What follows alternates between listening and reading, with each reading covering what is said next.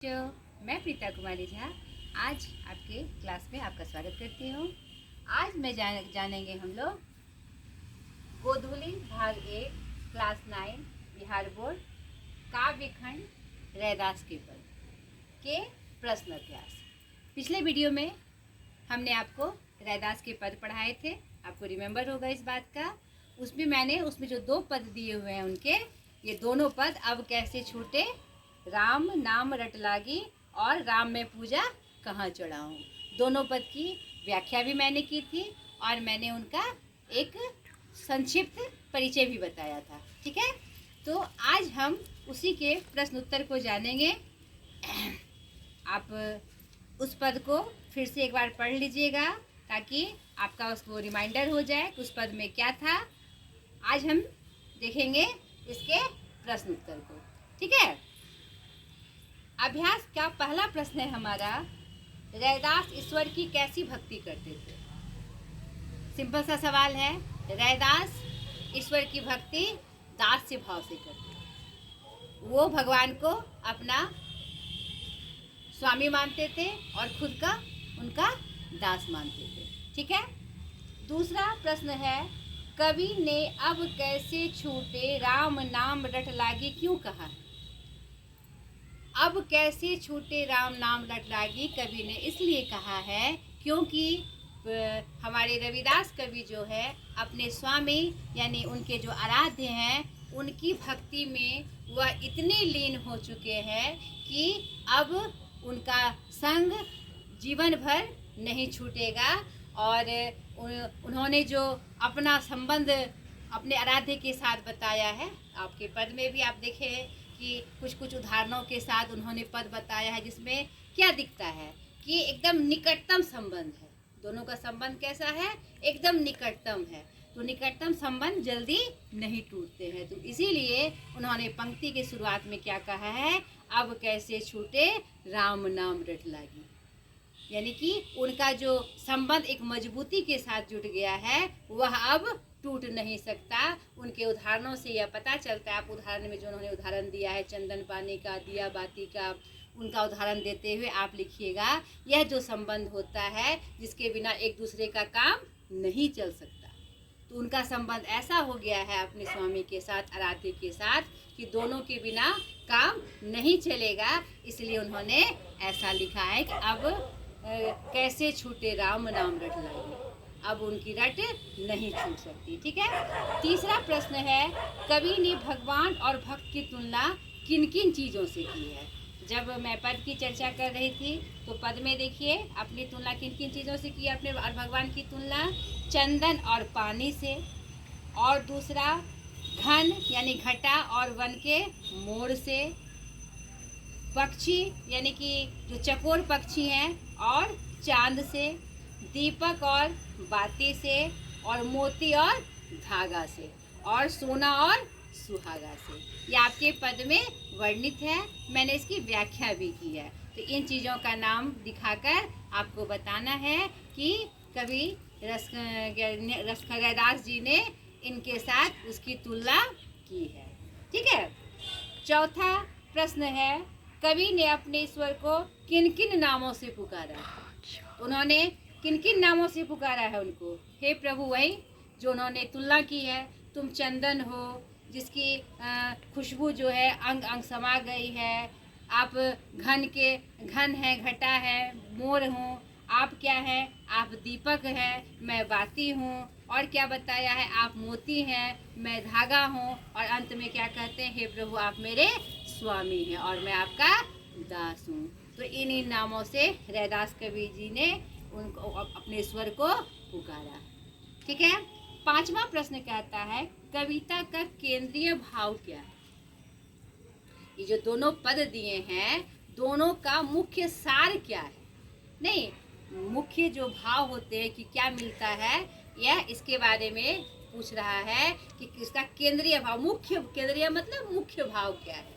तो इसका क्या मुख्य भाव है, यहाँ पर एक आराध्य और एक भक्त की जो जिसका संबंध अटूट है उसके बारे में बताया गया है। और दूसरे पद में आप दोनों का वर्णन कर दीजिएगा। दोनों पद में क्या मैसेज रैदास जी ने क्या संदेश दिया है, दोनों का वर्णन करते हुए कि पहले पद का भाव यह है कि रैदास कवि अपने और अपने आराध्य की भक्ति प्रदर्शित कर रहे हैं, जिसमें उन्होंने कुछ चीज़ों से जिसका संबंध एकदम समीप का होता है उससे तुलना कर कर वह अपने और अपने भगवान की तुलना करते हैं और अंत में अपनी भक्ति दासी के भाव के रूप में वह प्रदर्शित करते हैं।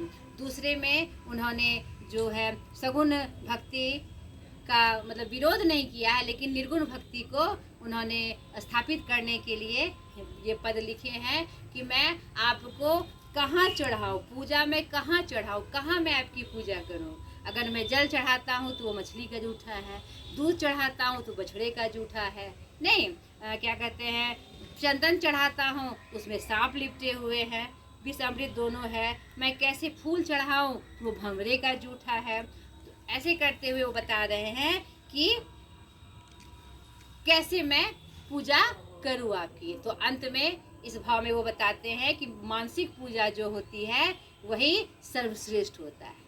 तो निर्गुण भक्ति के मार्ग यहाँ पर वह इस पद के माध्यम से निर्गुण भक्ति को स्थापित कर रहे हैं, क्योंकि निर्गुण धारा के कवि थे वो। ठीक है, अब देखिए छठा प्रश्न कह रहा है पहले पद की प्रत्येक पंक्ति के अंत में तुकान शब्दों के प्रयोग से नाद सौंदर्य आ गया, जैसे पानी, समानी, मोरा, चकोरा। तुकांत पद क्या होता है? जो पद लिखे जाते हैं, कविता लिखी जाती है, दोनों का शब्द लास्ट वाला शब्द मिलना, ठीक है, एक जैसा होना। पानी, समानी, मोरा, चकोरा। उसी तरह से युग्म वाला शब्द इसी तरह का आपको 2-4 शब्द छांट के लिखना है। मोर वोर नहीं होता है ना, पानी समानी है, ऐसे ही बहुत सारे शब्द हैं, डोरी मोरी, ऐसे भी कुछ जोड़ के हम लोग वाक्यों में प्रयोग करते हैं। तो वही युग्म शब्द आपको मिलता जुलता तुकान जिसका अंत एक जैसे शब्द से हो आपको छांट कर लिखना है। ठीक है, इसमें कुछ नहीं था बेटा। सातवां है मलयागिरी बेधिया भुअंगा विष अमृत दो एके संगा। इस पंक्ति का आशय स्पष्ट करें। तो मैंने आपको बताया है या आप नहीं बताया तो आप जान लीजिए। इस प्रकार का अगर प्रश्न आए, कोई पंक्ति दे दी जाए, चाहे वह काव्य की हो, चाहे वह गद्य की हो, या कहीं से कोई पंक्ति उठा के दे दिया जाए और आपसे पूछा जाए कि भाव स्पष्ट करे, आशय स्पष्ट करे, अर्थ बताए, मुख्य इसका भाव बताए, तो उसमें आपको क्या करना है कि सर्वप्रथम आपको पाठ का परिचय देना है कि वो पंक्ति कहाँ से ली गई है, फिर उसके लेखक या कवि का परिचय देना है, फिर उस पंक्ति का मुख्य भाव क्या है, क्या बताना चाह रही है वो पंक्ति, और अंत में उस पंक्ति का शाब्दिक अर्थ आपको बताना है। ठीक है बेटा, जैसे मलयागिरी भेदिया बोंगा विष अमृत दो एके संगा। प्रस्तुत पंक्ति हमारे काव्य खंड के पाठ 1 से ली गई है, रैदास के पद से ली गई है, जिसके लेखक कौन है? रैदास कवि जी हैं। उन्होंने इसमें इस पद में यह आपका द्वितीय पद से लिया गया है, हमारे पाठ्य पुस्तक के द्वितीय पद से लिया गया है, जिसमें वह निर्गुण भक्ति को स्थापित करते हुए बता रहे हैं कि मैं आपकी पूजा किससे करूं, कैसे करूं।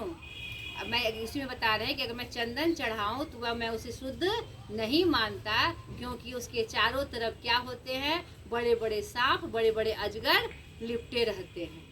तो विष और अमृत दोनों एक साथ कैसे रह सकता है? चंदन को लोग शीतलता का प्रतीक मानते हैं, ठंडा का प्रतीक मानते हैं, लेकिन यहाँ यानी कि वो अमृत के समान है नहीं, लेकिन उसमें जो सांप और नाग लिपटे रहते हैं, अजगर लिपटे रहते हैं, वह तो विषधर है। तुम दोनों को मैं शुद्ध, दोनों अगर एक ही जगह है तो मैं उसे शुद्ध नहीं मानता। इस पंक्ति का यही अर्थ है, यानी अंत में आपको लिखना है इसके माध्यम से, इस पद के माध्यम से वह निर्गुण भक्ति को स्थापित कर रहे हैं। ठीक है बच्चों, अब 8वां प्रश्न भी वही है, जैसा कि 7वां प्रश्न था, 8वां प्रश्न भी वही है। निम्नलिखित पंक्तियों का भाव स्पष्ट करें। तो आपको पंक्ति किससे ली गई है? जाकी अंगंग बात समानी, किस संदर्भ में कही गई है? प्रभु जी तुम चंदन हम पानी। तो आपको पंक्ति का परिचय देना है, फिर आपको कवि का परिचय देना है, और किस संदर्भ में ये बात कही गई है आपको उसके बारे में बताना है, फिर इसका शाब्दिक अर्थ बताना है। ठीक है। ख नंबर वही है, जैसे चितवत चंद चकोरा। यहाँ पर चांद और चकोर का जो तुलना करते हुए अपना वो जो संबंध बता रहे हैं अपने भगवान और अपने बारे में, तो आपको बताना। तो इसमें भी सेम वही बात करनी है बेटा कि पहले आपको पंक्ति परिचय देना है, पाठ परिचय, कवि परिचय और उसके बाद उसका मुख्य भाव। ठीक है। गौ नंबर वही, थनहर दूर जो बछरू जुठारी। द्वितीय पद में, यह पद द्वितीय पद से लिया गया रैदास के पद से, जिसमें वह दूध को भी शुद्ध नहीं मानते कि कैसे मैं दूध चढ़ाऊं, वह तो बछड़े का जूठा है। तो बताते हुए आपको पंक्ति का अर्थ भी बताना है। ठीक है। अब नमा प्रश्न है, रैदास अपने स्वामी राम की पूजा में कैसी असमर्थता जाहिर करते हैं। वह क्या असमर्थता जाहिर करते हैं कि मैं आपकी पूजा कैसे करूं। हाँ, अगर मैं जल चढ़ाऊं तो वो मछली का जूठा है, दूध चढ़ाऊं तो बछड़े का जूठा है, फूल चढ़ाऊं तो भंवरे का जूठा है। नहीं, ऐसा करते करते वो अपनी असमर्थता बताते हैं और अंत में कहते हैं कि मुझे यह सब संभव नहीं है, मैं उसे शुद्ध नहीं मानता, इसीलिए मैं उनसे आपकी पूजा नहीं करूँगा। इसका क्या मतलब है कि बाह्य आडंबर जो होता है, पूजा पाठ की जो पद्धति होती है, उसको उन्होंने मतलब कि एक तरह से समझिए तो उचित नहीं माना है, सही नहीं माना है, और मानसिक पूजा को बल देते हुए उन्होंने निर्गुण भक्ति को स्थापित की है। ठीक है। कवि अपने मन को चकोर के मन की भांति क्यों कहते हैं, तो आपको मैं बता दूं, शायद आपको पता भी हो।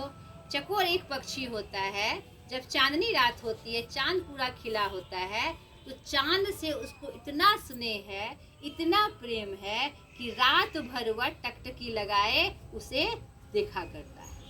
इसीलिए चांद और चकोर से कभी तुलना करते हुए बताते हैं कि मेरी भी स्थिति वही है, मैं भी अपने आराध्य की टकटकी लगाए रखते हूँ कि कब मुझे उनकी कृपा प्राप्त हो और मैं उसी में लीन होना चाहता हूँ। ठीक है।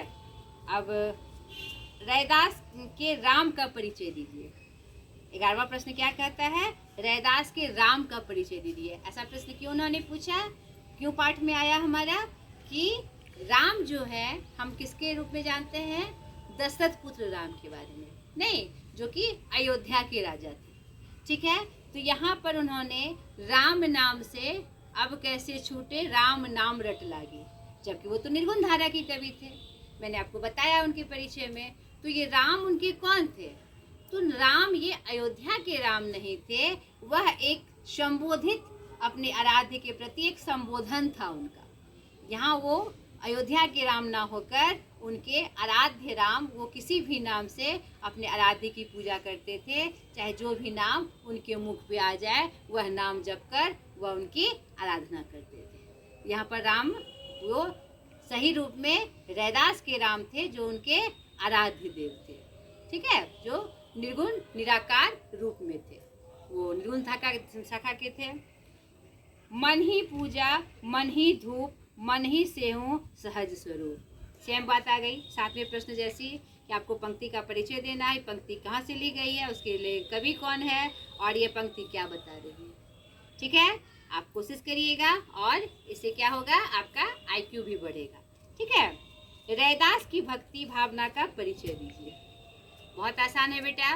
वो एक परम भक्त थे, सच्चे भक्त थे, और वो अपने आराध्य से अपने जो संबंध है कैसे बताते हैं, जैसे कि चंदन और पानी, नहीं, कविता के माध्यम से ही वो बताते हैं। और ऐसे भी हम जानते हैं वो एक अटूट संबंध वाला उनका संबंध था उनके आराध्य से और उनका। ठीक है। तो उनकी भक्ति का परिचय आपको दे देना है। पठित पाठ के आधार पर निर्गुण भक्ति की विशेषताएं बताएं। तो मैंने आपको जब परिचय बताया था तो उसमें आपको निर्गुण भक्ति के बारे में बताया था कि हिंदी साहित्य जो 4 कालों में बटा है, तो भक्ति काल में 2 धाराएं थी, सगुण भक्ति और निर्गुण भक्ति। निर्गुण भक्ति में भी 2 शाखाएं हुई, 2 धाराएं चली, एक ज्ञानाश्रय और एक प्रेमाश्रय। ठीक है। तो आपको इसका जिक्र कर देना, मैंने डिटेल से आपको परिचय में इस बात का जिक्र किया है। ठीक है। आगे है जाकी ज्योति बड़े दिन राती। ठीक है।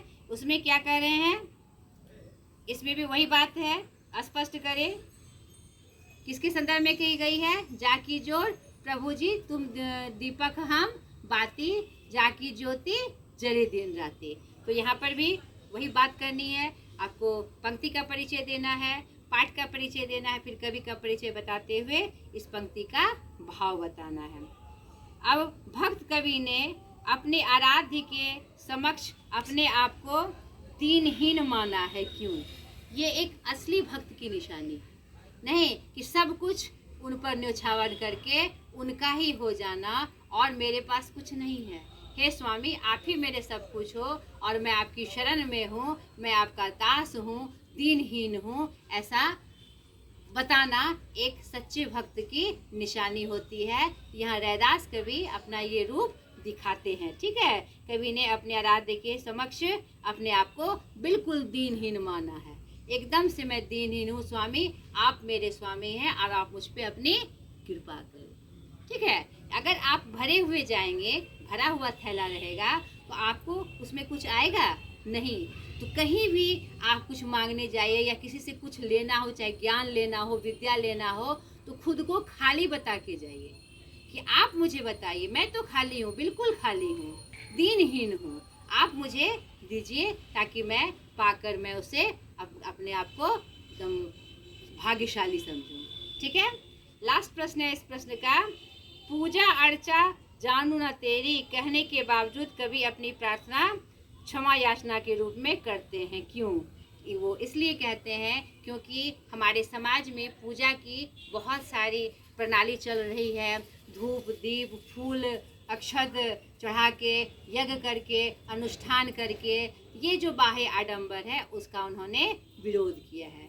रैदास कवि ने विरोध किया है कि हम अब बाह्य आडंबर में खूब दिखा दे के धूप जला रहे हैं और मन हमारा अगर सच्चा ना हो, अगर ईश्वर के प्रति समर्पित ना हो, तो वह पूजा क्या है? बेकार है।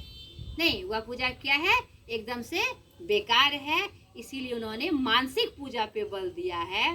ये अगर इसके साथ अगर मन भी आपका एकदम प्रभु के प्रति समर्पित है तब तो सोने पे सुहागा, लेकिन अब अगर हम बाह्य आडंबर करते हैं और हमारे मन में मैल है तो वह भक्ति सही भक्ति नहीं है। इसीलिए उन्होंने कहा है पूजा अर्चना जानू तेरी, अपने मुझे पूजा अर्चना नहीं आती, और ये जो समाज में फैला हुआ है पूजा अर्चना की विधि, मैं वह नहीं कर सकता। अब ये नेक्स्ट में आपके कविता के आसपास की का है, वो जो कि गतिविधि होती है, एक्टिविटीज होती है, जिसमें कि अगर आप करते हैं तो आपको उसका नॉलेज होता है।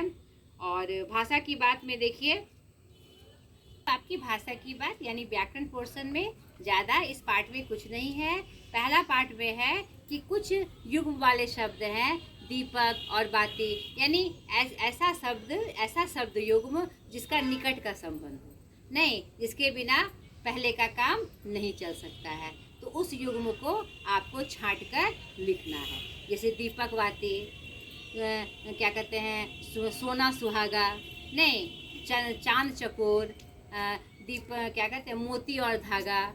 इसी तरह से जो युग्म है जिसके बिना उसका एक दूसरे का काम नहीं चल सकता, ये आपको छांट के लिखने कहा है। उसके बाद आपका जो बच्चों प्रश्न है वो है पर्यायवाची शब्द।